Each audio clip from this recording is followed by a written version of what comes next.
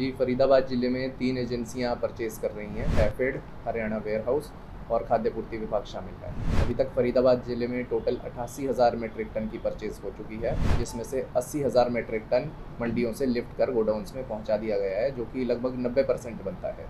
पूरे हरियाणा ज़िले में लिफ्टिंग के मामले में तीसरे नंबर पर है। पेमेंट में भी 24 से 48 घंटे के अंदर किसान के खातों में लिफ्टिंग के 48 घंटों के अंदर पेमेंट की जा रही है।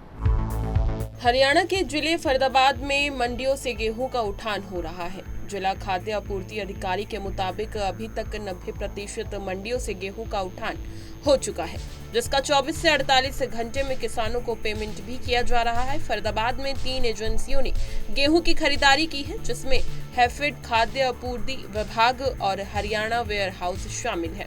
अभी तक कुल 88,000 मीट्रिक टन की खरीदारी की जा चुकी है, जिसमें से 80,000 मीट्रिक टन का उठान भी हो चुका है। फरीदाबाद की अलग अलग मंडियों से ज्यादातर गेहूं की खरीद और उठान हो चुकी है।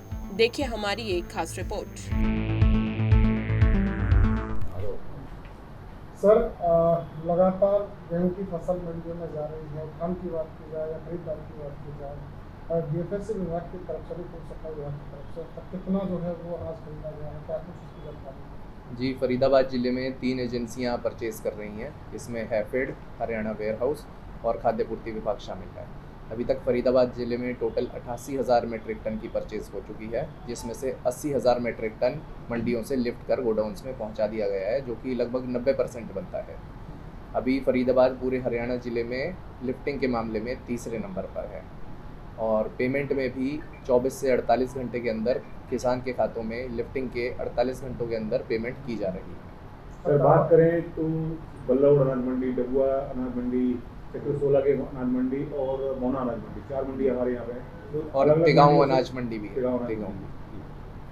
तो इसमें सर जो 5 मंडियाँ हैं, अलग अलग क्या रेशो रहा है इनका यहाँ से खरीद करने का और लिफ्टिंग का? इसमें हमारे फरीदाबाद में सबसे बड़ी अनाज मंडी मोहना मंडी है। वहाँ पे लगभग अभी 55,000 मीट्रिक टन की परचेज़ हो चुकी है, जिसमें से 54,000 मीट्रिक टन का उठान ऑलरेडी हो चुका है। तो ये मंडी लगभग खाली हो चुकी है। इसी तरह जो फरीदाबाद ओल्ड मंडी है, वहाँ 2500 MT परचेज़ हुआ था और उतने का ही उठान हो चुका है। वहाँ भी लिफ्टिंग कंप्लीट हो चुकी है। बल्लभगढ़ में 14,000 मीट्रिक टन की परचेज़ हुई है, जिसमें से 10,000 मीट्रिक टन का उठान हो चुका है। और तिगांव में भी 9,300 मीट्रिक टन की परचेज़ हुई थी, उसमें से 9,200 मीट्रिक टन ऑलरेडी उठ चुका है।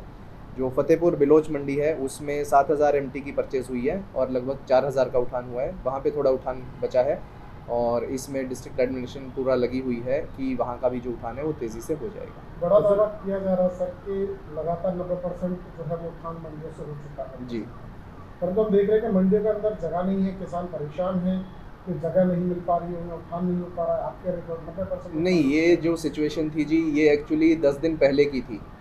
उस टाइम पर सीज़न जब स्टार्ट हुआ था, तब टेंडर भी पूरे हरियाणा में लेट हुए थे, तो उस कारण से थोड़ा सा वो जाम की स्थिति बनी हुई थी। अभी आप एज ऑफ टुडे अगर आप आज की डेट में जाके देखें तो मंडियों में जाम की स्थिति नहीं है और विभाग और दूसरी एजेंसीज भी लिफ्टिंग पूरे ज़ोर से कर रही हैं, तो इसमें कोई इशू नहीं आएगा। 90% हम ऑलरेडी कर चुके हैं। सर, किसानों को अब तक लगभग कितने का भुगतान किया जा चुका है?